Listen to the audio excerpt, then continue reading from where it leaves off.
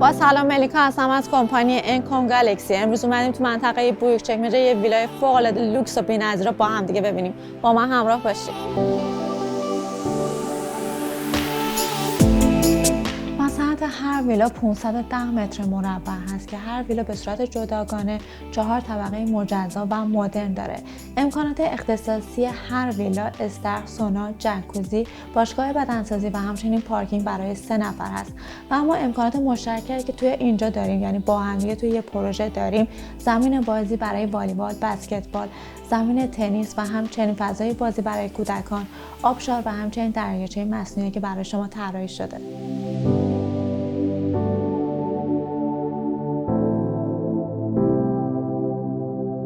این پروژه عظیم و زیبا بیش از 30 تا ویلا داره که تو مساحتی به اندازه 107,000 متر مربع اونا رو طراحی کردن. هر کدوم از این ویلا به صورت جداگانه برای خودش امکانات خصوصی رو دارن. سه دلیل برای سرمایه گذاری در اینجا وجود داره. یکی اینکه پروژه های در حال ساخت همیشه سودآور هستن و همچنین پروژه های پس از تحویل سود بالای 40% دارن و همچنین اینجا در کنار دریا قرار یه اسکله تفریحی باز بشه که باعث سود این پروژه میشه.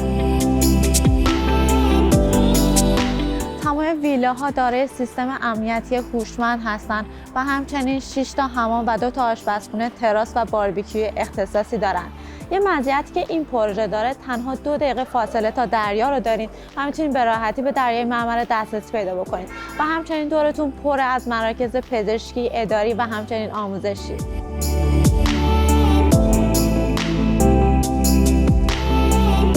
داخل طبقه 4 هستیم که به صورت دوبلکس ساخته شده و همچنین یه اتاق مستر خیلی بزرگ خوشگل که به همراه کلوزت اینجا طراحی کردن و یه اتاق دیگه که به صورت جداگانه اینجا طراحی شده. طبقه بالای آشپزخونه آمریکایی، کتابخانه و آفیس هم برای شما در نظر گرفته. داخل طبقه 3 هستیم. اینجا یه سالن خصوصی برای خانواده که منظره خیره کننده‌ای به دریا داره در نظر گرفتن و سمت راست من هم یک اتاق خواب که یک حمام و جکوزی اختصاصی داره. و اما در طبقه 2 که آشپزخونه فوق‌العاده خوشگل رو دیزاین کردن و همچنین در کنارش یه اتاق مهمان هم در نظر گرفتن. تمامی آشپزخونه‌های اینجا دارای بالکن هستن. طبقه همکف هستیم. اینجا علاوه بر پارکینگ، اینجا باشگاه ورزشی داریم.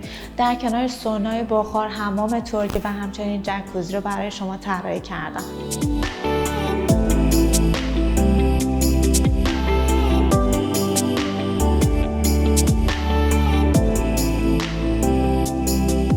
پروژه 12 ماه آینده تحویل داده میشه و اون رو به صورت اقساط هم میتونید پرداخت بکنید.